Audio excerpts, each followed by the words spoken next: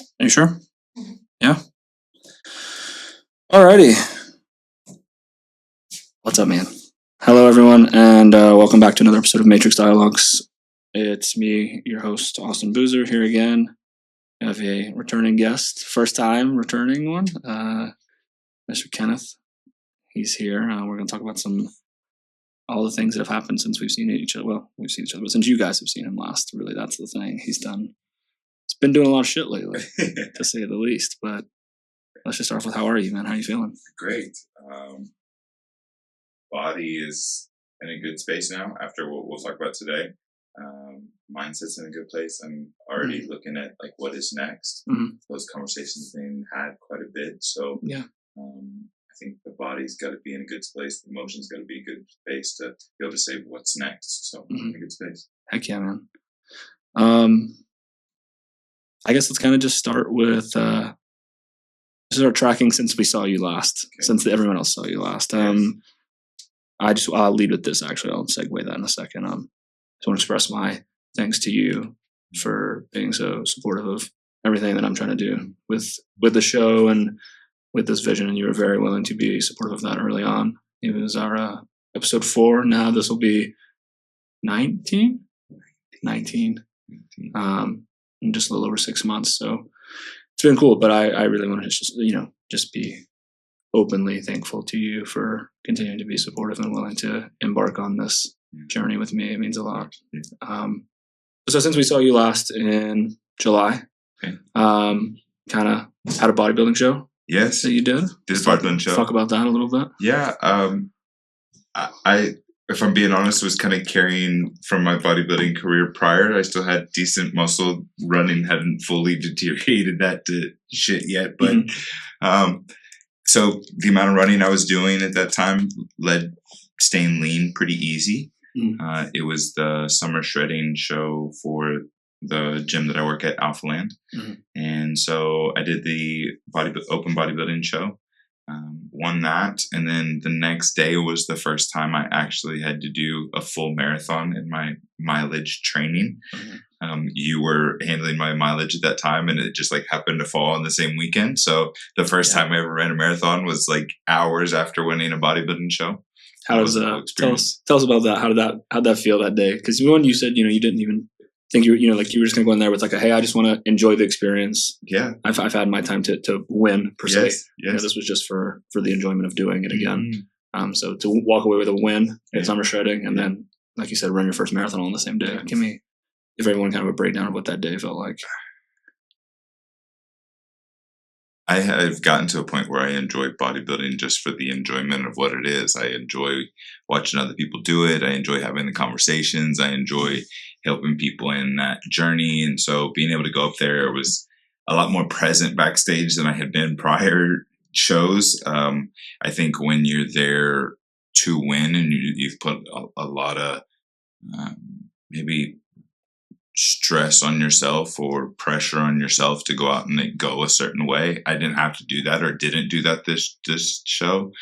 And so I talked to a lot more people backstage. The experience like the night before was a lot more enjoyable, where I really wasn't extremely difficult on dehydrating or stressed of like tan being perfect, or my routine was just something that I enjoyed kind of flowing through with music. And so I was able to go into the show more for the experience and less for the result, which was a refreshing place to be. I was more nervous about the marathon the next day because I knew what was coming. I had done like 22 miles the week before, and so I had like known this time was coming where I was going to have to do my first marathon. And so I was more nervous of that. I was very intentionally like not dehydrating for the show and things, because I knew if I did that, I was going to bonk hard come the marathon. And so I just kind of went into the bodybuilding show, and it played out real cool. My team was there, and I have a real great supportive team there of trainers that I work with. And the rest of Alpha Land at that time had just really surrounded themselves around me. It was just a cool experience to be at summer shredding. And then also to go do the marathon next was kind of the first time I think the people I exist around now was kind of seeing me do hard shit. You'll hear me say that quite a bit, of like doing hard shit. Doing show and then right into marathon was one of those like moments I needed to do hardship for myself, where I was like, hey, I'm going to do something that I knew was difficult, and then do something again that I had not yet known how difficult it was. Yeah. And so it was nervous and exciting, and then go to work the next Monday and had done both of those. Was a cool experience, perspective change to lead up to the way I ended this year. Mm-hmm. Sweet. So I guess what was you, what would you say was the perspective of difficulty that you gained kind of first real, I guess you'd say, taste of doing a marathon that day?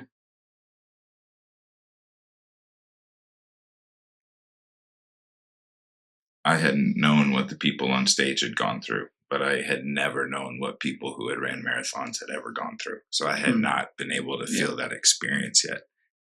I had watched my mom run 2 marathons as a kid, and I had seen or known other people who had done marathons, but like what that feat actually meant, I had not yet known. And that next day I just did it around my neighborhood. And so I just ran, at that time was a 4-mile loop, and I just ran 4-mile loops until you hit it. I hit 26.2, and I stopped and at my apartment I'd ate a few times and, did a little first aid on my feet and changed goo and, put on body goo and moved on and just kept going. And it took me right under 8 hours. Yeah. Yeah. What'd you think of that when the experience now, I guess, from kind of in the moment and then reflectively, but then experience on, like we said, like the challenge, like that level of difficulty, like you said, it was a new feeling of like, you didn't have anything to compare it to collectively. Like, I haven't done this thing. So this is a new feeling all around, from how tired I am to the residual impact there, but the feeling, the emotion that comes along with accomplishing that. Yeah. When something takes 8 hours, there's a lot of you that gets tested, not just physically, but, sooner or later music doesn't work anymore, or audiobooks don't work anymore, or just being able to stay focused on something for 8 hours is sure as hell not easy. I mean, it's a full work day.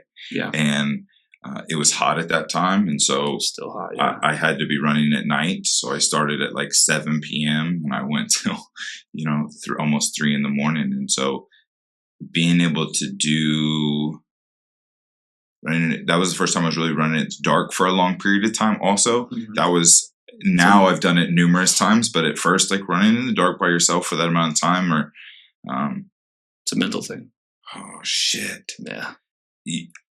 I talked earlier today with someone that I think one of the greatest skills we can do is be okay with getting still. And so even while like running, I had to calm my brain to like not be loud for that long. Like I had to sooner or later shut it down and get quiet. Yeah. Be able to be okay with being still, the loud mind, the monkey mind. Sooner or later, the runner will the monkey mind will destroy the runner for sure if you stay in there long enough. It's where doubt kicks in. It's where at mile 21 you're like, it's okay, everyone would understand, or my body hurts, or your stomach starts flipping, or all of the excuses that could be used end up getting used if you spend too much time in that monkey mind. And so I think at that time my body was tired from the bodybuilding prep that I was doing. Yeah. I was tired from the amount of mileage that I was doing, and just almost 8 hour run of just left, right, lung burn thing. It starts to test, is this goal really something that you want? Like, at that time I had set the goal for 100 miles. And so it was like this goal, and nothing else mattered. And then after that, it's like, how bad do you really want this? Let's see how bad this pain, exhaustion, mental stuff, emotional stuff, how bad do you really want this? Yeah. No, definitely. Do you think as we move through that process, my concern that I voiced to you was just the quickness in which that volume would be taken on. And then I knew you were, still being mindful of trying to prep for the show. And then you were doing some other, that High Rocks kind of competitions you did a few of as well. My concern all along was just like, I think this is too much at once, not from a lack of will or determination on your end, but just no amount of mental toughness. I think this is maybe what you were kind of alluding to a bit more, is that running is a much different game on the physical demand that it puts on the body. And I've told people in previous shows, like, hard set in the gym's a minute and a half, right? Like if you do an all out, like I'm going to ready to die, I'm seeing black at the end of the set, like running is that the whole time. right? Yeah. And like you mentioned there with the mental aspect that I've reflected to it numerous times, the ability to like have quiet mind, because if not, it'll drive you insane. It sure does. You know. But anyway, with all that is one. Now, do you feel like that was too much all at once? This whole journey has been to do hard shit. So you and I mean, you've gone for a sub 3 hour marathon, and you've pushed some performance stuff there. Mm-hmm. I had never really connected to any performance needs running. I just wanted to be able to do it. And so, was it probably too much?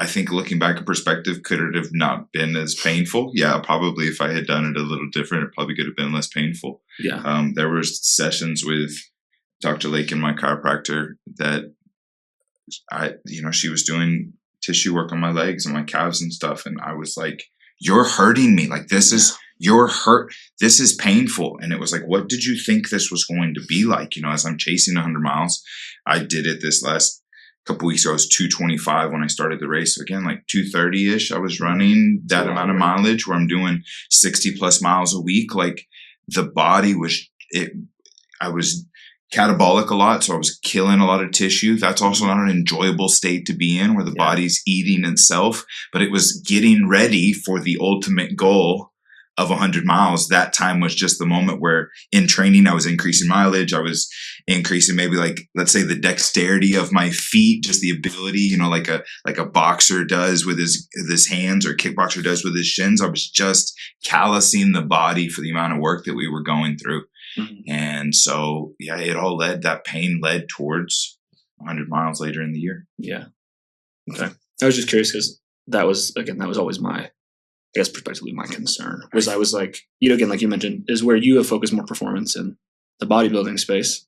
Like, I have gotten over the last few years very focused on the performance in the running. Yes. And so again, like you said, I was trying to find the perfect balance with guiding you on, okay, we want this goal. And then you had, the 24 hours goal of the 100. And I was like, okay, that is a very performance based thing. It sure was. And then it was like, okay, but then also I need to, like, make sure his body can handle that. Yeah. Right. And with you doing all the other stuff, I was like, this is like, it was just tough. It was a tough role for me to be in, because I wanted to, like, guide you and be honest. But then I was also like, I wasn't trying to ever hurt your feelings with anything, because I was like, but as from the coaching side, at times it's like, you have an obligation to just, like, be honest with people, and I was worried that with the amount of things you were doing, again, not from a willpower or determination being of shortage there, just of demand on the body, at some point I was going to be somewhat rejectful of all your asks. I think I recognized what journey I was on, and it really had nothing to do with a sport. And I was using sport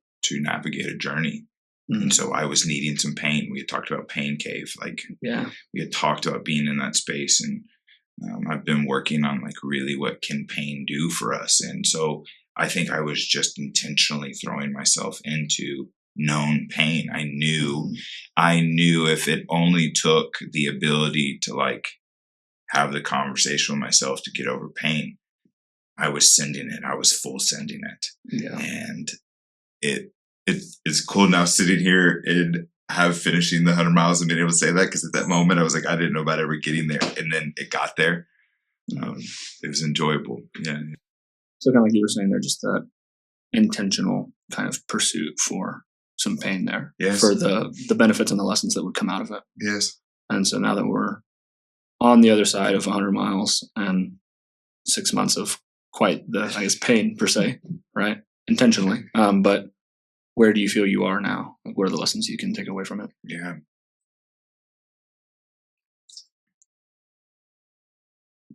I'm currently writing a book with the foundation of the Forge. And so the idea of the fire of the Forge, we have moments where we can choose fire. Mm-hmm. And then there are moments in life that fire happens in our life. And so I believe if we can choose a certain magnitude of fire that we put into our life, then when the equal unchoiceful fires show up in our life, we're prepared for them. We're ready for that.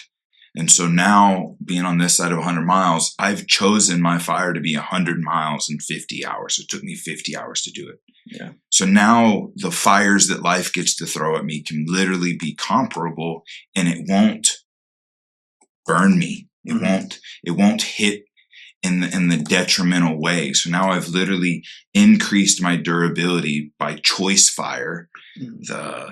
I chose to go into that. I chose for, if I'm being honest, like 45 of those 50 hours, I was hurting like hell. And I was still choosing a choice goal was worthy, a why was worthy enough for me to suffer through 45 hours of known pain.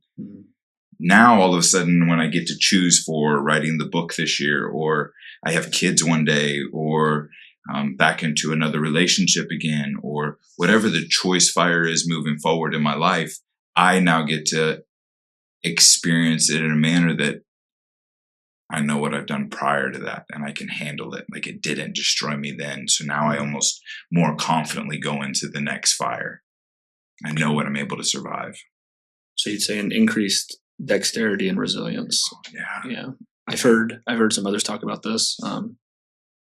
This idea of whether you call it a fire or intensity, the pain or the challenge, pursuing intentionally something that is rougher or more challenging than you are physically, mentally, emotionally, in order to build up exactly what you were saying there, dexterity, resilience, toughness, so that when life, because it's going to regardless, throw hardships at you, you are more prepared to handle it. I think David Goggins has referenced it as like your daily dose of challenging. So that way, when life, unbeknownst to you, throws some shit at you, you're not completely taken back by it, right? It still may hurt and it still may cause you some pain, but not near the amount it could have if you hadn't been intentionally pursuing these things externally. Yeah.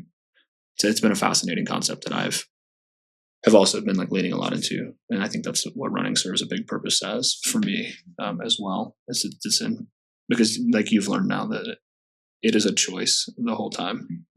There is it is very easy to stop running, right? Unless you're in a sprint, then obviously it takes a few steps to slow down. But in running a race format, the next step can be a walk or a stop, right? Every choice that you are actively moving is a continued choice you're making over and over and over again. And despite the discomfort or the literal physical or emotional pain that you're enduring throughout the time, I think, again, it's helped me a lot in my life. I think a big thing that pushed me into running was, I was probably 17, and I heard an interview with Will Smith, and he said there's two things you should focus on. And he said the ability to run and the ability to read. He's like, and he prefaces the exact same thing we're talking about here, is that intentional pursuit of something hard, right? Because it is an active choice. And reading for the sake of it, if you can continue to gain knowledge and understanding and wisdom, that you're unstoppable, and so that, I think, has always been in the back of my head. I've always thought of that quote when I initially got really into running, and was because it's the ultimate test of you versus you, right? There's no other barrier. There is no other thing that's going to propel you. Your body will, a version of you that is currently weaker than you are right now, is the thing that's asking you to stop or telling you that you can't do it. And for me, it's been it's helped me find and create this better version of me today, because I have to choose to say, no, I'm going to be this version of me that I'm viewing as possible to attain, rather than this version of me that may not be quite achievable, or that I'm going to let go of this weaker version of me so that this other version of me can now step into its place. Yes. So I can appreciate that a lot. I had a big goal in it that I wanted to not disassociate either. Through that, I think there's been times in my life where I disassociated for the goal or the need or the dream or the drive or whatever I had told myself was important. And so I moved into a place of disassociation through that pain. So you were saying there from on disassociating? Yeah. I had felt myself a few times in training runs, going elsewhere. I would find myself running into dreaming on goals or dreaming elsewhere. I was almost not wanting to experience the shittiness of some of those runs. And then when I got into 100-mile, I was having to run over 2 full nights. And so there was moments where you could almost get deliriously disassociated from what was going on. We were running a 0.7 loop, and it was 145 laps. And so equally the monotony of that, just getting disassociated from somewhere else. And I wanted to be able to talk to you, or when I'm writing my book, or talk about the experience, I wanted to be able to be able to really speak from, I remember what it was like. I remember what it was like running 22 hours without a break the first time. I wanted to remember what it was like only running on 2 hours of sleep, getting up the next morning. I wanted to be aware of sitting in the med tent, getting blisters, worked on in my feet. I wanted to be aware of all those things, and not just, I think as an athlete at the level that some of bodybuilding or some of the other sports I've done have been able to take you, is you almost just turn your brain off and just get the work done. And I didn't want to do that through this run. I wanted it to be different. Yeah. Not disassociating. So just actually being more present in that way. Even through the pain, who gives a shit that it hurts? What did you expect this to be like? This was 100 miles. Don't try and go somewhere else, or talk yourself through bullshit. No, this is 100 miles. Sit through every single one of these and be right here through each lap, every step. Yeah. Yeah. I saw my coach, actually, he posted an Instagram post the other day where he's talking about the idea of fault, things he hates in the industry, in the fitness industry, and the false positivity, toxic positivity. And I'd never heard that phrase used, but it's, as we've discussed before, it's that, maybe that idea of denouncing that it's not hard. No, it is insanely difficult, or giving too much credit for things that really aren't that credible. Yeah. There's still a standard in the sport that makes it what it is. Yeah. And so by removing that and just cheering someone on, doesn't mean they're not doing good for maybe their efforts in an area, but it doesn't mean that's anything to be overtly, yes. I don't even know, celebrated maybe, yes. right? Because there's people who are doing a million times that work, right?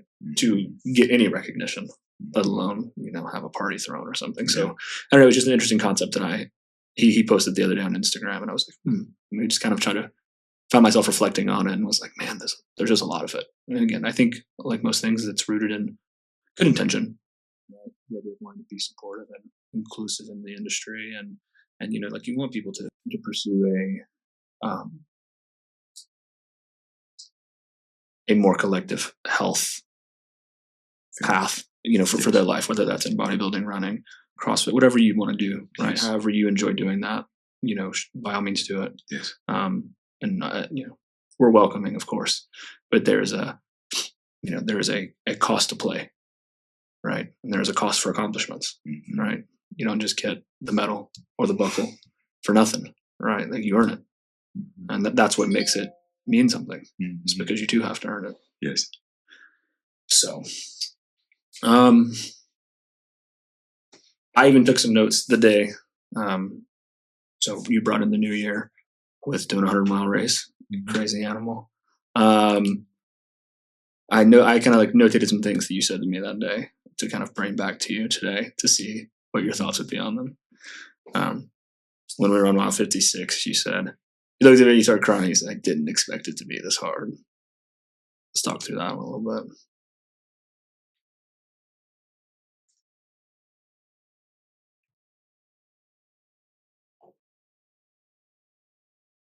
That's the furthest you had gone thus far. As we mentioned in our first attempts, we got just about to 50, which was insanely impressive for the time that we took on that goal. So insanely proud of you for that. I know it wasn't the mental, emotional, or physical outcome that we wanted, but you should take a lot of pride and be proud of an effort that you put together for that, because I sure as hell was.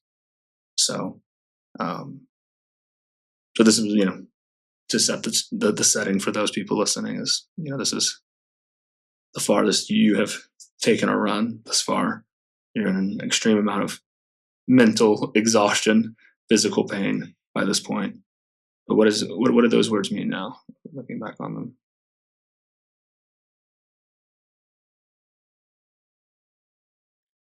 I knew going into it that it was literally going to be the hardest physical thing I had ever done. I knew that. Like, there was no way to get around that.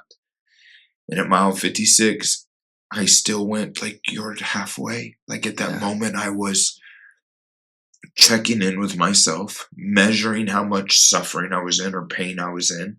And then still to go like, you just passed half. Like, you have to do this again. You start going like, I don't know if this is in me. You start going like, at the little aid, they would have like grapefruit and oranges and pickle juice and candy and bread, just shit to fill you up. And I was like, I don't know how much more I can do. I don't know how many more pickle juices I can do. I don't know how many more like goos I can do. I don't know. At that time, my feet were blistered to shit already. Like, I don't know how many more times I can like, your feet aren't that bad. I didn't know. Really, like, you start having the conversations really going like, have I actually hit my ability? I can't go any farther. Yeah. And then in that statement of like, I can't go any farther, I had heard horror stories on YouTubes where it was like, shit your pants. And like, we talked about that. Yeah, like we've talked about, runners wearing diapers and stuff. Yeah. And then I remember seeing pictures where like socks were bloody. And I remember my first time I wore shorts I shouldn't have worn, and like my was raw. Yeah, it was raw. Like, I remember all of those things. So I can't go any farther. With every step after 56 miles was like, yes or no, yes or no, yes or no. I didn't know how hard it was going to be. Yeah. Yeah, I didn't. I think contextually, though, there it's like, well, how could you? You know? Like, you've never, like anything, even with the marathon that day. Yes. You know, like, you've never gone this far. Like, you have nothing to base it on. You have no perspective to like, oh, this is what I'll, I think that's part of what's my fear is, in prepping for Leadville right now is, okay, I've ran 4 marathons now, and I know I'm a great runner, but like, I've never ran that long or that far. Yes. Like, all of that is going to be new. Everything after about 30 miles is going to be new for me. And that's like just 70% of the run is going to be new. That's a lot, Yes. Just feeling that uncertainty. So it's like, well, I wouldn't know it was going to be this hard. It's like, well, but how would you? Yes. Yes. Part of the, like anything, like, how do we learn? We learn by doing. I think that's really a credible acknowledgement to what you were saying earlier on the seeking of suffering and pain, right? It's because like, if we really want to get something out of anything, like, and learn immensely by doing it, like how have I learned to be better at this podcast since I talked to you 6 months ago? Like, I've just continued to do it. Yeah. And I've fucked it up, and I've made mistakes, and I've had my words look like bad word salad. And so yeah, learn by doing. What did it feel like to complete the 100 miles, mentally, physically, emotionally?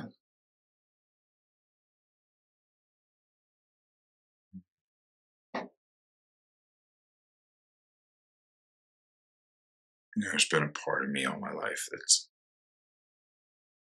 I think, chased sport because I wanted to feel this level of feeling of like, maybe I had done something that was finally hard enough that I would be proud of myself. And I think, if I'm really being honest with you, throughout my life, I just never felt that. I made varsity team as a young dude. That didn't do it. I got a college scholarship. That didn't do it. I changed sports in college. That didn't do it.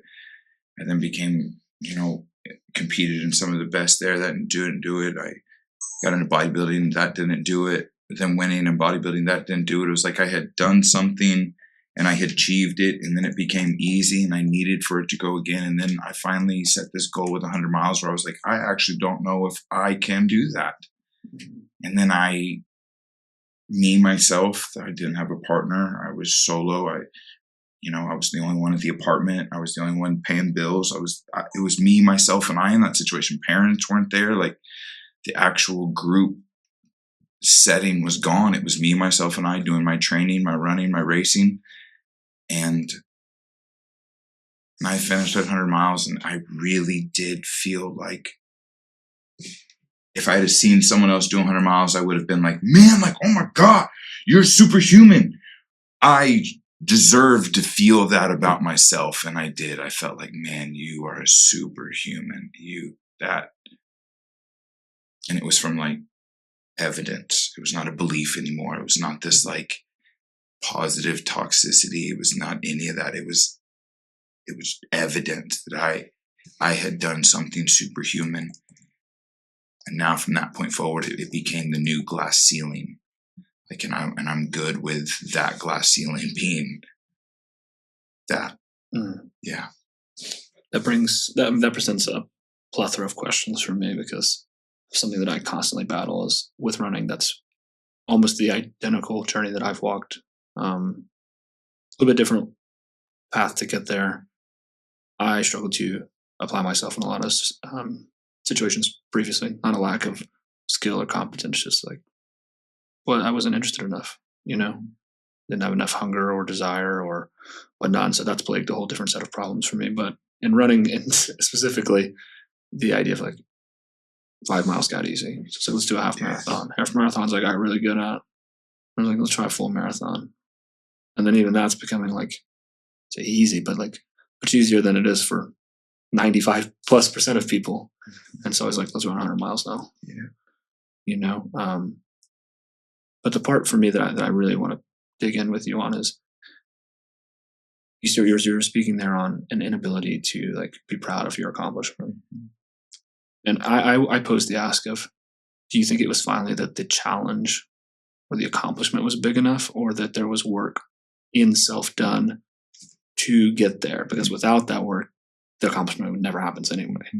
That's kind of where I've been battling. And in therapy on that same subject is like, I struggle to give myself any credit. Like you said, if I saw you do, I was like, damn, the fucking dude, man. What a guy. Fucking hell. But at this moment right now, if I were to run one currently, I'd tell you, I'd probably just be like, you could have done better. The ability to like give myself that grace or that love is something I still am having to put an unhealthy amount of effort into to get almost no return, it feels like. Yeah. So I guess my question is, how have you found ways to improve that relationship to self? And do you think that actually was the attributing factor to the goal finally feeling like enough, rather than the goal itself being as strenuous or difficult as it was? Yeah. All right. So was it the size of the goal, or was it the work you had to do along the way to become the person that could be kind enough to themselves in order to achieve that kind of goal? What do you think it is? I can pinpoint an external person to every goal prior to that 100-mile. Like, I can literally go like, my why that I convinced myself was the worthy thing to chase after for the goal was an external person. I can look at every single one of them. And this first 100-mile was the first time that why was not external. It was me. It was the man looking back in the mirror. It was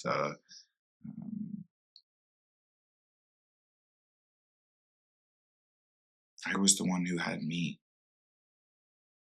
No one was coming at mile 56 or 72 or 87 or dark or pain or cold. It got cold the second night. Like, no one was coming. No one was coming to go to work the next day to pay the bills. No one was coming to do the laundry. No one was coming to clean. No one was doing the grocery shopping. Like, no one else was coming. And still, I said it was important enough to go after when people were like, you're crazy. And that's insane. And why isn't 47 enough? And why isn't this? And I remember people telling me, like, people aren't capable of running 100 miles. And then I show up there that morning, there's 169 runners going for it.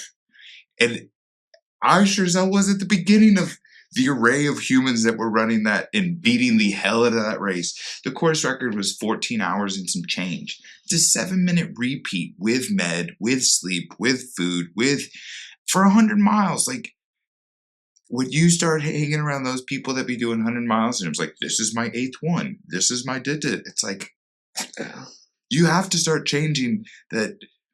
This lady did it and she had beaten cancer. This guy had done it and his son passed away last year. Like, when you get to that place where you surrender to the difficulty of the goal that you're doing. A guy finished with me, his name's Danny, and he was finishing 150 that day. Like, I finished 100 and he finished 138, and he was going through his own experience. And we were doing the left, right thing for our own reason. Like, why at the end of that look at myself and go, like, it wasn't enough yet? Like, why do that to myself? Why, after that, still not just wrap my arms around myself and go, like, bro, I'm so proud.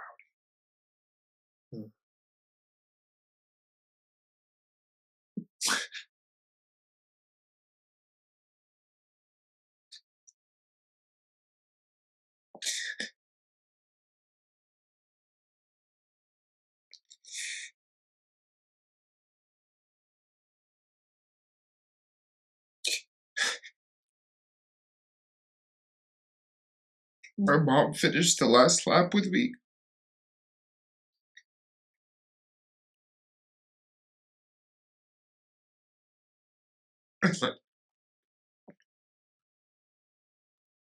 Looking at her, look at me the way that she did after all the years of, like, yeah, I'm proud of my son, but, like, she looked at me like, I'm proud of this man.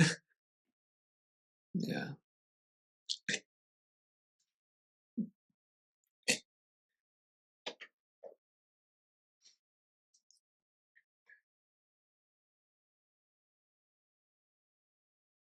Just because I believe in being who I am. So the irony that you had your mom run with you, I told my mom when I signed up for Ludlow, I said, you have to be able to run a mile with me because I want you to run the last one.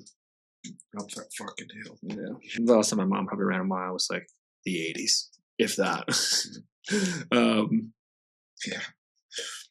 You know, so yeah. I just like hearing that. I told her, I said, yeah, she likes Colorado anyway. It's like her favorite place to go. But I told her, I said, if you want to go, you gotta be able to run a mile. What a place, dude. Yeah. That's gonna be one of the hardest miles she runs too, in that damn elevation. That is gonna be hard. I told her, I was like, because you could, whatever pace you can run it at, that's probably what I'll be running at on mile 199. So we'll be at the same pace. Oh, man. Mom finishing that lap with you, the way she's looking at you, you said that she was proud of the man that she was looking at. You could see that in her face.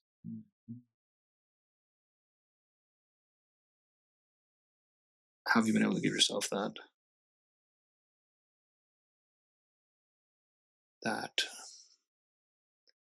generosity, that grace, that love? Yeah, this last week I haven't been doing much. I've been recovering.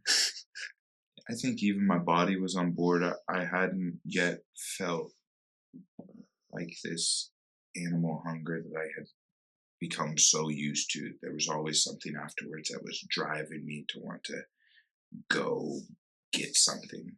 And I've been spending a lot of time writing and downloading after it and what did it mean. And I've sent some people some messages afterwards where I had some downloads and I had some aha moments. And I had originally set this goal to navigate a divorce. That was the thing that I was heading for. I had set something up where at the end of this 100 miles, I wanted to have this bow wrapped up around my divorce. Yeah, I'm good with the man that's going to go into life after my divorce. I'm good with it. I'm fully on board with how he moves. I'm fully on board with how he looks at goals. I'm fully on board with how he navigates conflict. And I'm fully on board with how he holds space for himself or how he holds space for others. Like, I'm good with the guy that I'm going into the next chapter of my life with. And I think that was the goal of this 100-mile is I knew some version of me needed to die, and in return of that death, and there was going to be something reborn, and I'm good with what was reborn. I like that. I have had that conversation with my mom on the argument of if versions of us die off or not. And I've advocated that I believe they do. That's the only reason, like I was saying earlier with the running for me, it's like it's me killing that weaker, less capable version of me.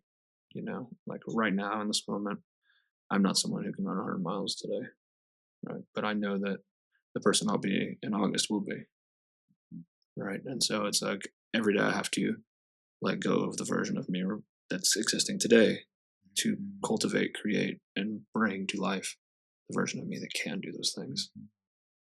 I think that's the most powerful thing in running is that I'm saying it's a simplicity, but just that, the ability to have something where you can use your language, like forge yourself into this different, more capable being. Whether that's just to make it through a divorce or overcome the loss of a loved one, or just to maybe reconnect with yourself and find out who you are again. And it's like, well, we're going to test this. We're going to see what this person is capable of, because maybe you've become so disconnected with yourself that you don't know anymore. You have to reconnect with you again to see who and what you're capable of. Running's a good avenue for that. So you did it. You did. But with that, people are like, oh yeah, you did it, right? Like, not like that, but with the with the context of the misattempt on the first go, so that people can know, like, hey, these things are not just all it's not all fairy tales, right? There's reality to this. Kind of with that missed attempt initially in your mind, what did you feel coming into the second go? What things were different? What things did you gain? Kind of take away from those, take the takeaways from the first attempt, and we'll just go on that. I was not ready for the level of discomfort that amount of mileage puts on you. So I started feeling discomfort in the first time, and I kind of, I slowed my eating down. I slowed my caloric intake down. I let the discomfort veer me off of the game plan, and I didn't know what veering off of the game plan was actually going to result in. And my last mile of the 47 took me 44 minutes. And you want to talk about, like, I'd never really known what bonking was. Yeah. And I never really heard that. I had ran 400 in college. So, like, I'd ran sprints, and I had known what, like, 2200s feels like. But actually getting to a point of mileage where your body runs out of glycogen, your body runs out of, like, legitimate electrolytes start flipping on you, you start really getting delirious. Mm-hmm. You really don't know what that actually means until you hit that. And so it was like, no, I'm good. I won't eat. No, I'm good. I won't eat. No, I'll just get a goo, or I'll take just a drink of this. I'm like, no, I'm good. Yeah. Going into the 100 I was literally like, I needed to rest if I couldn't get food down, because I knew that if I couldn't keep food down, at my size, the body, I really could bonk in 90 minutes. I could be in a good space, and then in 90 minutes, and you're done. Flatline. Done. Yes. Yeah. And that's when, like, cramps kick in, and that's when blood pressure skyrockets, and that's when, like, things really go bad. So I kept up with my food this one, for one. Two, I controlled my pace really well. Like, I was not allowing myself above 15s or 16s. From the beginning, I was just, like, keeping the pace, just exist in this space, and being able to, like, knock out some 13s randomly or 14 randomly minute miles. Felt like I was running, but I knew that, like, one, I had time on my end. I had already kind of had a game plan that if I could do 3 miles per hour for 35 hours of the 55 hours, that I can make it. I put myself there and I was like, bet that's only a 20-minute mile. So just keep that pace. That's sleeping. That's aid. That's recovery. That's changing clothes. That's seeing people so people will come and stop and chat with me. So that's also putting that time in there. And I was like, I can keep that pace and I can keep that pace. And that was kind of what I kept ahead is, first night passed 24 hours and I'm like, okay, where am I at? I was just past 50 miles. And so I was like, I knew I was ahead of halfway and I had more than halfway of the race from a time scenario. And so I didn't rush that.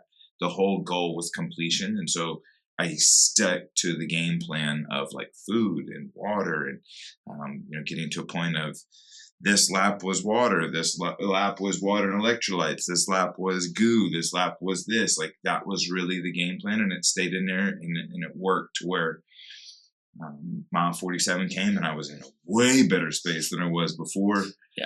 Came up going into the second night. I was in a way better space going into the next morning where I knew I had 12 or 13 miles left. I was like, oh yeah, we're like, my headspace is good. I'm talking. I was able to keep conversation.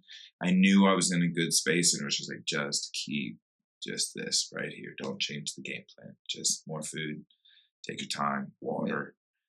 It was cold, a lot colder than what it was even in November. So that also allowed drinking didn't have to be as aggressive and I didn't get body temperature up as aggressive. So there's just a lot more details that encourage towards completion and I just stayed the course. I remember that was the thing I kept like trying to pound on you that day. The first time was like, I was like, you can't get behind on food and energy because it doesn't, like you said, 45, 90 minutes. I think what came to pass that day was in the course of an hour, you could like bonk proverbially, like your body can just like say, hey, fuck off. And you go from feeling good to the end of the next mile. You're like, well, what the fuck's happening? You had 10 minutes to a mile and you're like, what happened? Where did this go? And it happened. And it, if I can describe it, it's like, hey, left knee lift, left knee's not lifted. Right knee lift, right knee's not lifted. Feet lift and I start dragging, I'm tripping over stuff. Like, it's like, wait, why aren't you working? My brain is saying do it and the body literally is like not responding. Most people will never feel that in their life. It literally is body respond, no response. Yes. Because it was saying, hey, give me something. You weren't responding. You weren't giving it anything. You're like, oh, I had a sour strip on that 4 mile ago. I'm like, oh my fucking God. I'm like, dude, you need to eat something. I'm good. I'm like, no, like, I need you to get some food in or you're not going to be good. Like, there is no, like, I'm good. This is fine. Like, the need for sustenance is, like you said, just from if we get scientific with it, the glucose or the carbohydrate need to fuel the body to continue to perform at any level when you're pursuing something of that magnitude is imperative to completion or goal driven. My number per hour was 105 grams of carbs per hour. That was pace. I had done 80 the race before where that was kind of the game plan of trying to get 80. And I knew, and then at that point, 2 hours in, that went out the window. And so again, like getting to a point where a bag of sour strips was 100 grams. So I knew, hey, I at least needed to get a bag of sour strips every hour. And so I was at least finding myself like able to take a bag with me while running. So I would just get a few while being able to get it in because I knew, 2 packages of Pop-Tarts were the same thing. So if I get 2 packages of Pop-Tarts in between every hour, like I knew my numbers better now to where then stopping at the aid station for some oranges or pickle juice wasn't even in the equation. It was just positive on top of it. And that was real helpful. Also, the race itself, Snowdrop, they did breakfast, lunch, and dinner every time. They cooked breakfast for everybody. Like they did really well in being able to provide us what we needed for that race, and it helped a ton. So building off of that, what kind of advice would you give to someone who kind of feels defeated after maybe taking aim at a larger goal and coming up short and failing?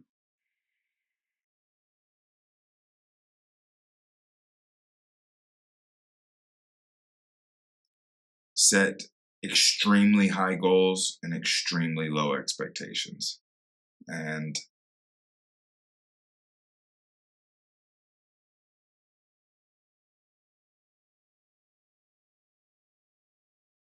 when you start setting a goal like 100 miles, or for whoever is in this perspective, that is a big enough goal that you are not currently the version of yourself to be able to do it. Mm-hmm.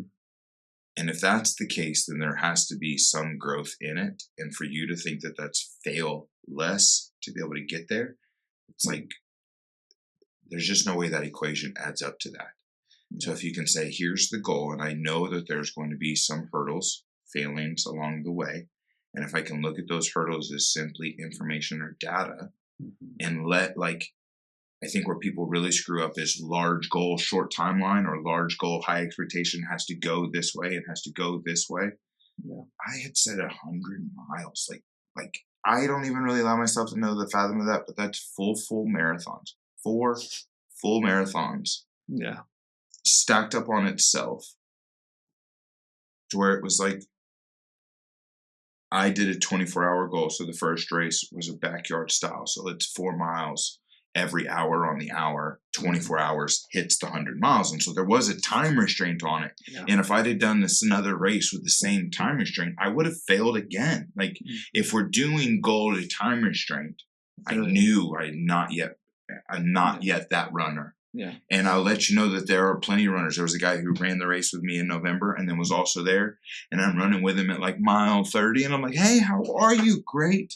I said, what's the goal? He said, well, of course, the 100. Like just shook his head like, well, yeah, of course. And he said, and if the stomach holds up and my knees hold up, I'm going for 255. And so you just have to like open your perspective to like, when you walk on this course, 100 miles is one thing, but for your ego to then do like 100, and there'll be someone out there that'll just shit on you, whop that ass. Yeah. And he did. Like, I'm finishing, I'm at like mile 98, and I'm like, where are you at? And he's at 171. I'm like, oh my gosh. Double. Like, yeah. And so I went into a new style of race that simply gave me the time that I knew, take the thing that could restrict me out if it's completion. And it was time. Yeah. That's pace. That's amount of time I had been running. I had only had a year in. Like, I opened up the expectation to like 55 hours was the goal, put 100 miles in that I could do.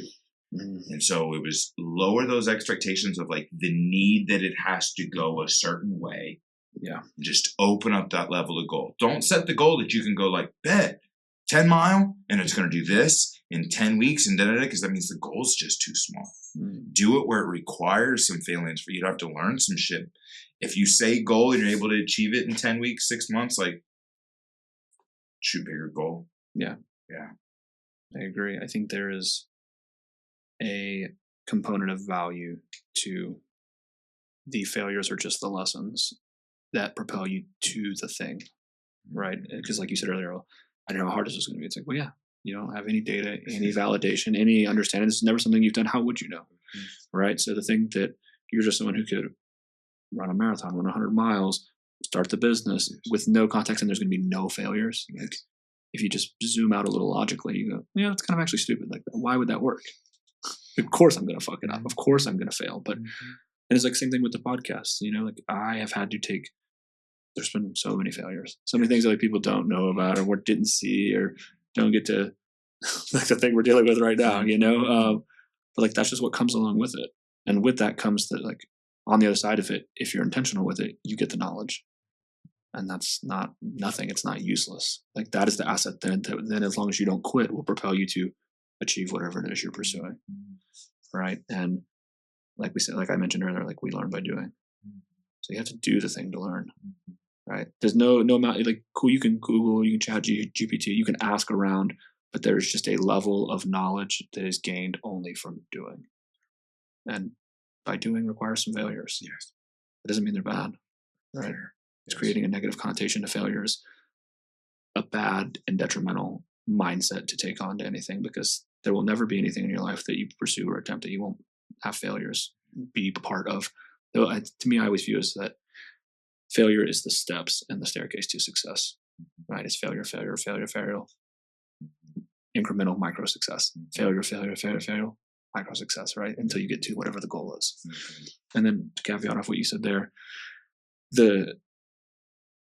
you can set the crazy goal like, so for example, for me, like I'm trying to run Leadville in 22 hours or under, but it's like this is year 5 of running for me.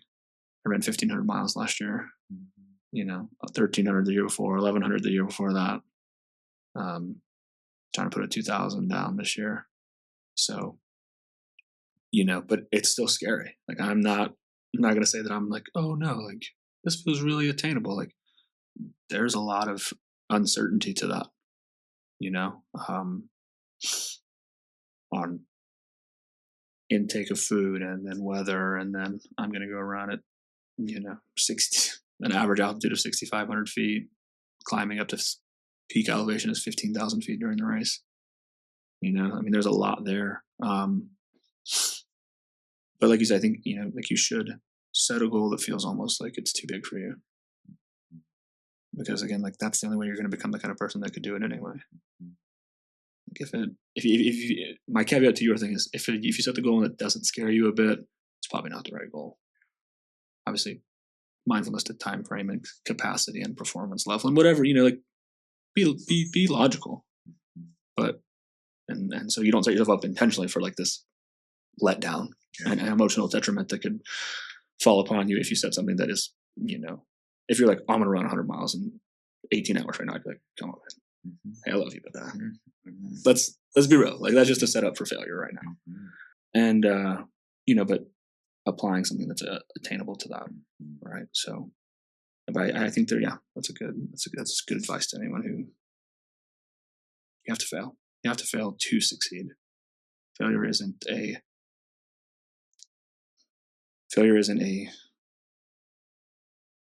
negative. I think it's the catalyst to success. It's the ingredient to success that most people will forget to include. But you have to fail.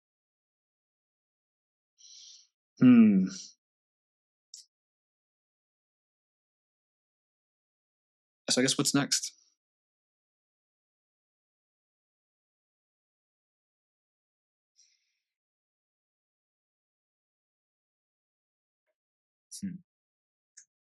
There's a large part of me that wants a family.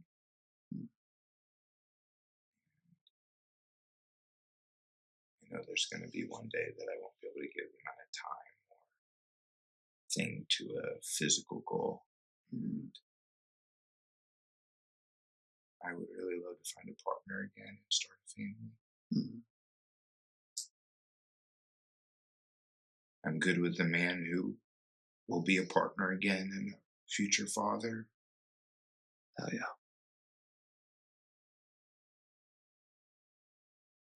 Yeah, I'll say a book and I'll say the next physical thing to help with my daily habits and stuff, but I want to start a family. I want to be a dad. Yeah. It's a beautiful thing. I can tell you that. Best job you'll ever have. Most challenging one too. You think 100 miles stuff, man. This dad thing's a tough one, but it's also the most rewarding too. That's usually things tend to go. You brought your kids to the race yet? They looked at me like I was Superman for running.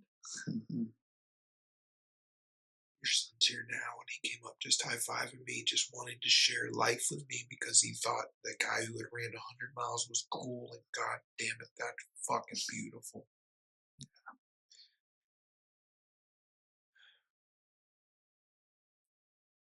Yeah, I want to be a dad. It's a great thing, man. You'll be a good one too, no doubt there. More than got the skills for it. Better than me in a lot of the things that encompass this role, I tell you that. But hell yeah, that's admirable. I think I know that the athlete has to take a back burner one day, and I had to be okay with. I have to make space for being a father that I hadn't always had space for. Yeah. I can appreciate that because I became a dad very young. I was 18. So there wasn't even the option of, is there space for this? It's just, this is now a thing. Yes. So I can also then kind of share some envy on the jealousy of like what it's like to be able to pursue your own selfish ambitions without anything else to think about. I'll never know that. Like I don't, nothing I've accomplished physically, mentally, emotionally, financially, like any of the success I currently have has always been with, and always will be with the thought of someone else present. Yes. Something and someone others bigger and more important than myself. So I do have some envy of people like yourself who have had the ability to selfishly not have that, because I will make the caveat. I don't think there is a back seat, because my kids watch me do this now. I desire to one day read books to go to bed and not run at 11 p.m. at night. I do desire to make that exchange. I do desire to change diapers, not socks. Like I do desire to intentionally not spend 15, 20, 25 hours a week training and doing it, watching a Little League game. Yeah. I do. Yeah.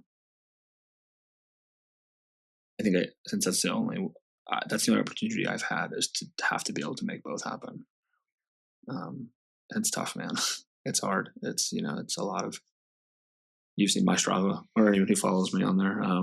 Most of my runs are done late, right? Because I get the kids to bed, and then that's when I train. That's when I run. I'll go to the gym like earlier in the day while they're at school or something.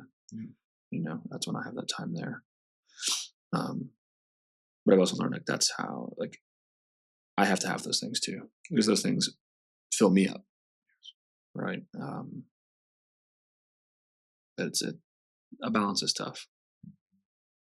Again, I think that's also breeds some of the envy for me, so that wasn't like I didn't get to have that, so now this is kind of a consequence of like, all I know is this, and I don't hate it, but to inversely look at the possibility of like, well, it didn't have to be like, no, it didn't have to be like that, but there's the people who don't have that. You don't have to like pick. I'm almost 35. Yeah. Yeah, no, definitely. There is a chapter.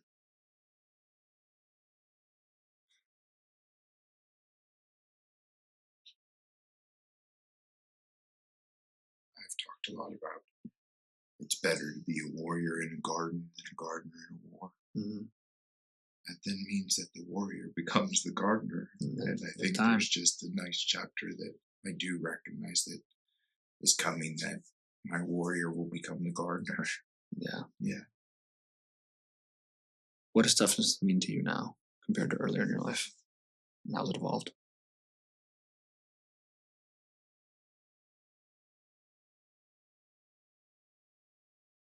I remember watching movies like Rocky and stuff where tough was getting up off the mat with a bloody face. Like that's what was tough.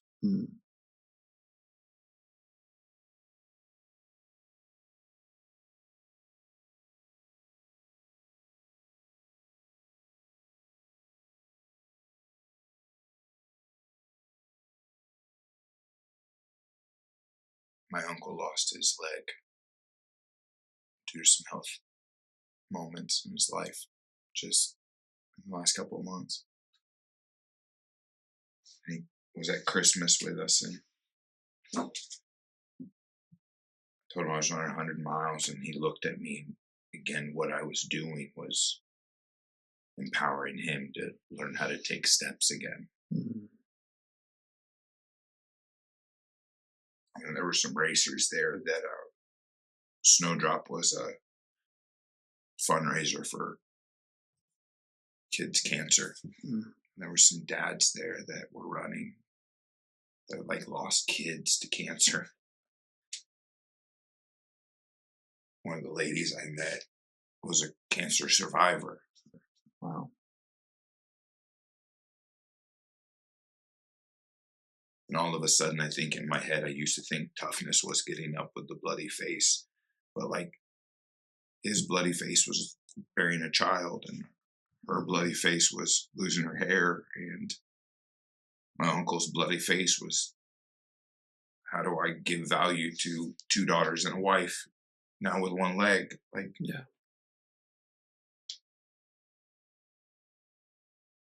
God, just look out in California right now. there's people all across this country right now, there's snow up the mountain. Like, toughness doesn't have to be a thing.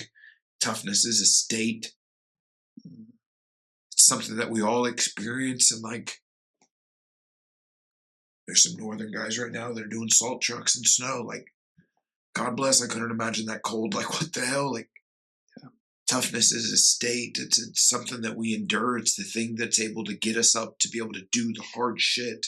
And so when I encourage people to do hard shit, it's because like that's toughness. Do the hard shit. Like, do the cold plunge. So when toughness shows up, like,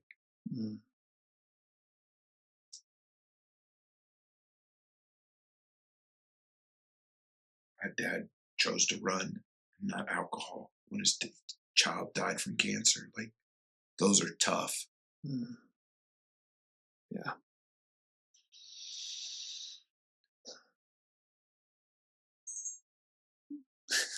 Tough as a state. Yeah. I can agree to that. I think that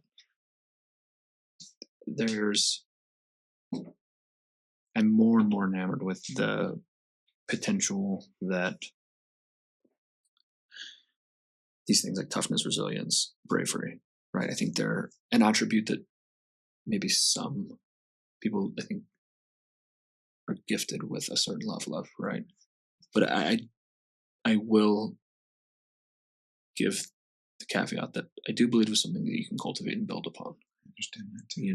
That there is, if I was someone who used to be quite cowardice of things, right? I had to build bravery.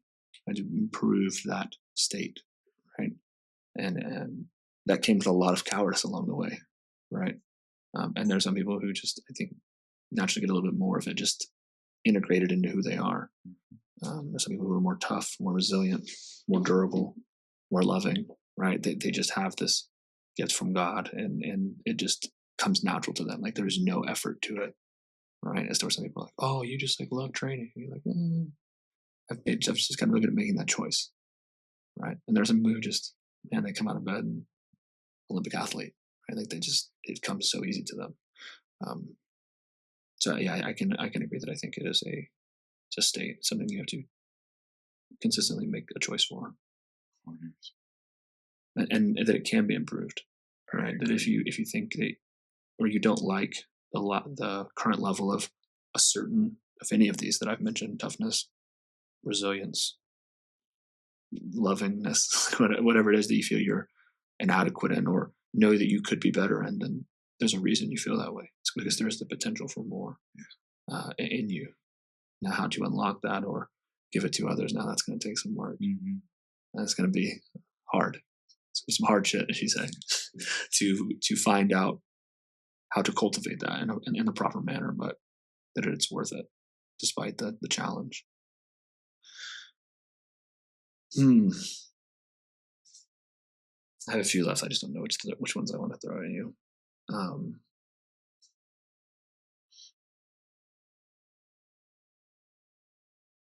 I'll go off script because fuck these. With you saying you want to be a dad,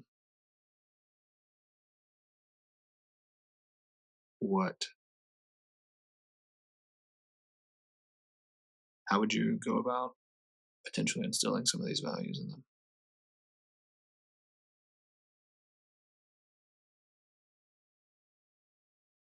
As much as I told you that I recognize that part of me was going to have to take a back burner, I think then there's just equally the same moment where it has to come back to the forefront and they have to watch me do it too.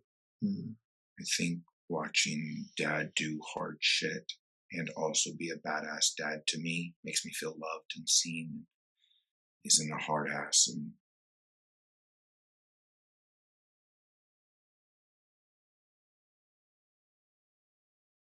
I think it is just like I used to say in my marriage, moving in that space where like I can be a bodybuilder and a business owner and a good boss and a good husband and worry about my emotional intelligence and do my communication. And how do you instill those things in your kids? I think it is doing those same things in life as a dad. they watch me not sleep much and get up the next morning and kill it at work, so they're provided for and do my training and come home and go to their practice and all those things. Yeah. See, it can be done. Yeah. And that teaches them too to also go do hard shit. Like, I think the youth has a real cool advantage that if they do just a little bit of work, they will separate themselves from the masses. Like in the next generations, it's not going to take a lot to be one of the greats in the next youth. And so again, if we can just instill them to then do it themselves as an autonomous being, that's the shit we need to teach them. Yeah. Sadhguru says that it is our job as parents to instill the ability to be an autonomous person of life. I can sustain my own life. That's the important part. That's what we can teach the youth. Yeah. I agree. I have, especially with Bentley, really been trying to get this idea of being a man isn't something that's always enjoyable or fun, or though life is a gift, that being a man is hard, right? And he's right now just a child, so he gets the love and the praise and the acknowledgement regardless. And I think boys maybe struggle a little bit more with adulthood than women, because women's value doesn't shift becoming a woman. They're still just as valuable when you go from a boy to a man, right? The value is no longer the same. You're no longer a child. Now you have to earn that respect, that value, and from society, from your peers. And so I've been trying to get him to understand that, through example, like, you have to be willing to do hard things, like you said, and marginally compared to previous generations, because of, one, the resources and things that are going to be available, but then two, because I think some of the unintended consequences, as I call them, that the last few generations have created, and the way they have brought the youth up today and going forward. So, like you said, if you have just a little bit of some toughness and resilience in you, like the ability to stand out and succeed highly above your peers, will be profound. So yeah, I agree, and think in a similar manner that by creating an environment where it can almost become an invitation to pursue something hard. That, hey, like, oh, dad does all these runs. Oh, dad goes to the gym. Oh, like, Andy's still good at shop. Oh, Andy's still here for us. And that, I can tell you, it takes a while to get there. Still not fully there. But they're always, though they can't verbally articulate it as well or conceptualize, like, they're always watching and they see it, and so maybe they can't tell you, hey, Dad, I saw that you got up and went to work today, and then came home, and then went to the gym, and then came home ahead with me, and then went and ran later, and then we're still up before me the next morning, right? But they see it, and day will come when they will have the words to articulate it to you, and to thank you, and to acknowledge it, and that's just part of it. It's no easier to continue to do, but knowing that one day that will be what is achieved. Because again, like, if I had to, off the top of my head, with no preparation for this segment of conversation, being present at all, think of what is the most challenging part about being a parent, and also the most rewarding, is that like I kind of alluded to it earlier, but that it's no longer about you. Like, your whole purpose of existing for the better half of the next 20 years from that moment is creating a person who can be self-sustainable.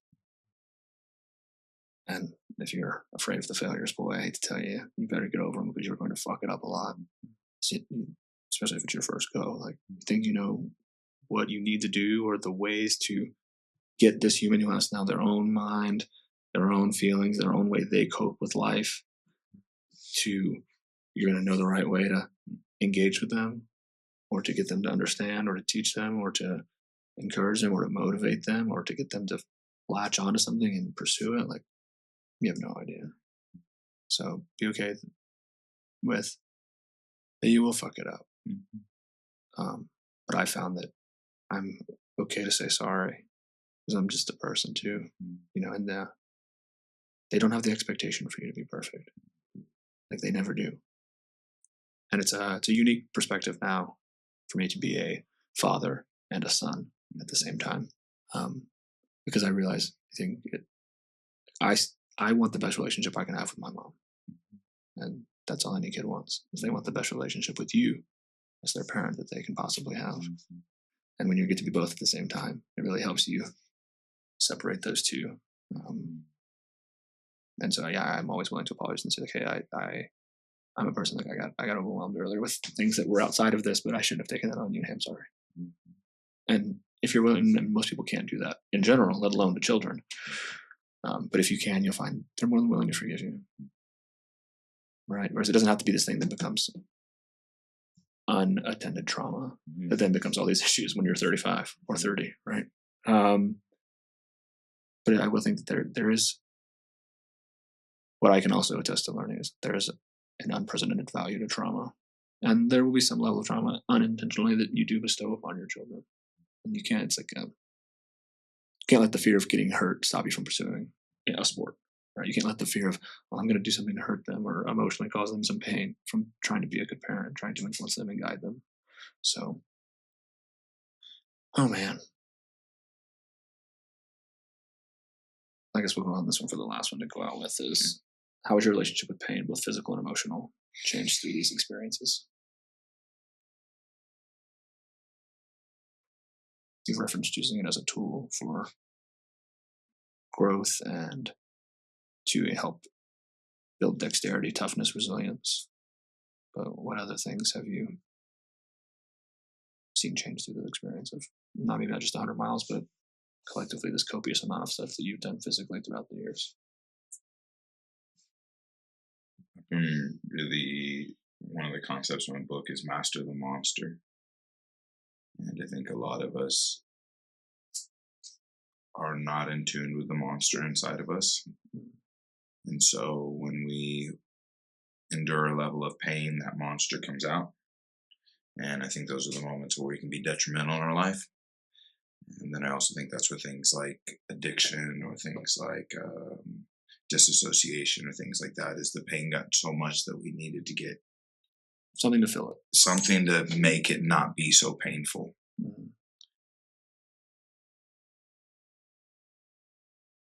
And when you can like go into the pain where the monster's the only one that can actually get you through it.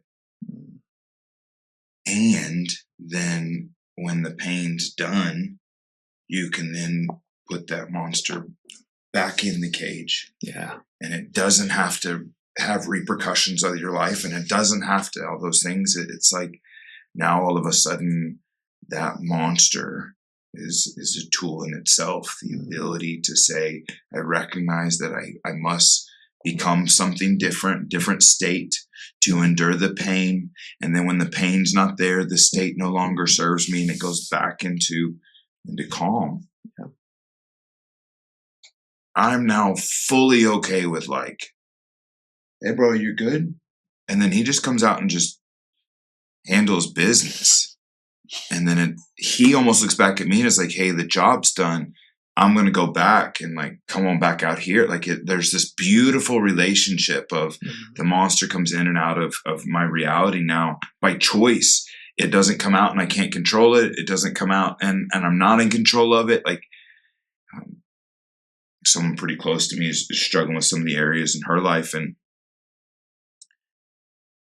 she said, I'm trying to love that part of me. And if I'm being honest with you, I don't love that part of me. I don't love what my monster is able to put me through from like a pain scenario. Like it blows my mind. I don't really love it, but I respect him. I recognize his benefit in my life. And when he comes out, I trust him. He's not there to hurt me. It's a beautiful relationship of mastering the monster. And my choice of pain to go into that level of pain has only made that relationship more masterful. It's only more beautiful now where, I mean, honestly, like we wrapped these cameras up and you were like, let's go run. I could put the shoes on right now and I could go mile for you. No thought in my mind, no preparation. any time of the night, and I can call on that monster like this. Mm. And man, that's a cool feeling to like, it doesn't matter what shows up in my life. I've got this. I can call on that monster, and that monster's not going to lead to getting arrested or whatever else comes in, the bad parts of our life coming out when the monster comes out. That pain is just, I'm good with that dude. Yeah. I'm glad he's a part of my life. Yeah. Yeah. I like that a lot. I think that's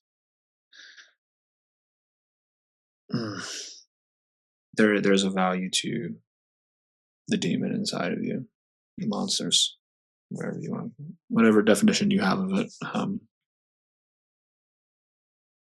I've always like joked that the day you really become the most powerful version of yourself is when you can turn around and shake hands with it, and you can be like, hey, like, you don't just come in here and do what you want, like, you do what I allow. Or there's, like you said, there's this exchange of agreeance, mutual respect, that, okay, you can do what you want when I say so. Right.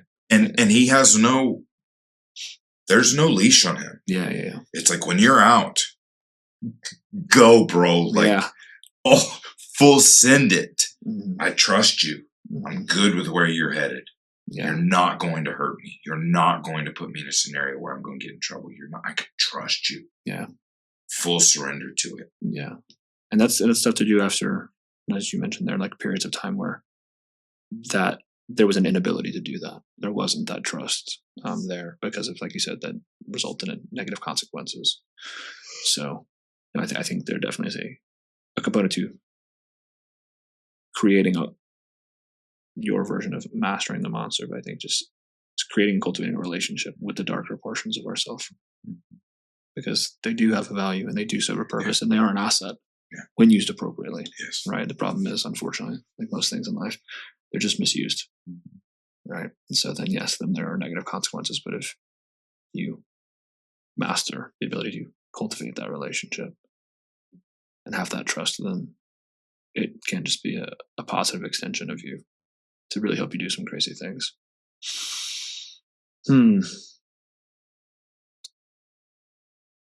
For a quote, I'll give mine because it's something I've been just like fixated on. We kind of hit on it earlier, the irony of it.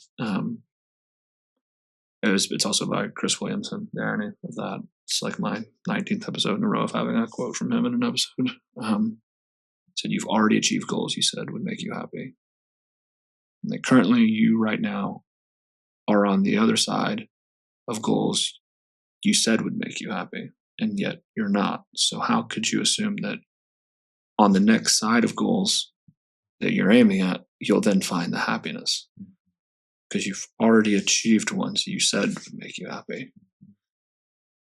And it just takes me back to that portion you said earlier about like being able to be proud of it and show yourself that love and that kindness, and how so many of us silently don't have the ability to do so well. And just highlights the need there to be able to do that, to be able to be kind to yourself, to show yourself some love.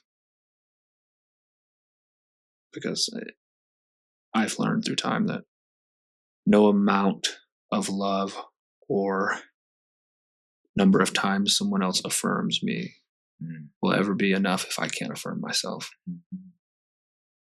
And if I can't give myself a little bit of love and grace and kindness, then no amount of it from anyone else will measure up either. So trying to continue to improve the relationship with myself going forward. And I would invite others to do the same, because I know there's many people who have yet to even realize that they have a struggling relationship with self, let alone the ones you have and are trying to figure out how to be better at it. Do you have anything you'd like to, idea, quote, a parting piece of wisdom you'd like to share with my great listeners?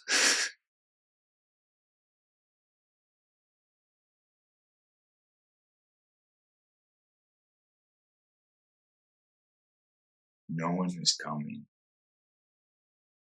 to save you, to make it easier, to help you learn, to study, to fix your finances, to help you go to the gym or change your nutrition or sleep. Or no one's coming. No one. If you're a parent, your kids aren't meant to carry your burdens. Yeah. If you're a kid, it's not your parents' fault anymore. If you're a shitty employee, it's not your boss's fault. If you got fired, it's not their fault. It's like no one's coming. It's your life to live.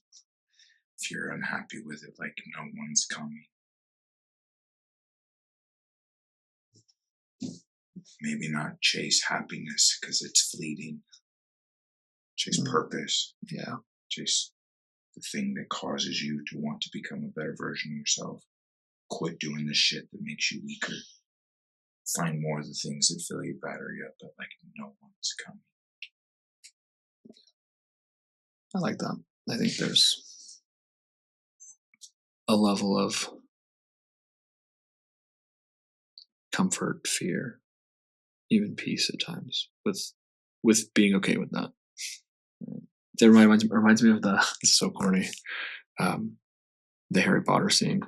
And have you seen Harry Potter at all? Mm-hmm. Okay, so and some people haven't. Making sure you're cultured, right? And the Prisoner of Azkaban, where it's at the lake scene where the Dementors are like, sucking. Oh, I should just preface that. They're taking the soul out of him in Sirius, and he thinks it's his dad that does the Patronus, and then he says, "No, like it was me. It was me all along. Like I'm the one who did it. I'm the one who was capable of doing it. Right? No one was coming." He even says it like when him and Hermione are standing on the side of the lake and they're watching it happen, like no one's coming. It just made me think of that. No one. Yeah. And it's the second night was tough. It was New Year's Eve. There were fireworks going off. I was alone. Mm. I wasn't at a party. I wasn't going to kiss someone at midnight. I wasn't going to wake up to someone and be a different year. Like I was literally going to run through it, and it was foggy and cold, and you could just see a few headlamps going, and like I'm at mile 80 something, and if I quit right now, everyone would go like, "Wow, it's still 80 miles." Yeah. No one was coming to make it easier or pain go away or fix the reality or any of that. It was me, myself, and I. At the end of the morning, I wanted to go to run 100 miles. Motherfucker, run. Hell yeah, man. Well, congratulations. You fucking did it. We did. I'm happy to just be able to be a part of the crazy success that you now get to relish in. And hopefully in 7 months from now, 7 months from yesterday, I'll be in that note. I'll be taking on the same thing. So whether we do it on here or not, we'll definitely catch up on similarities, differences, shared emotions, feelings, physically and whatnot. Yeah, man, thank you again for being who you are, showing that love and being a reason that I feel that I can continue to do some of the things that I do. Because it's tough, man. So thank you so much. Of course. I'm proud of you. Thank you. And till next time, man. Till next time. Thank you everyone for watching, and I hope you enjoy it.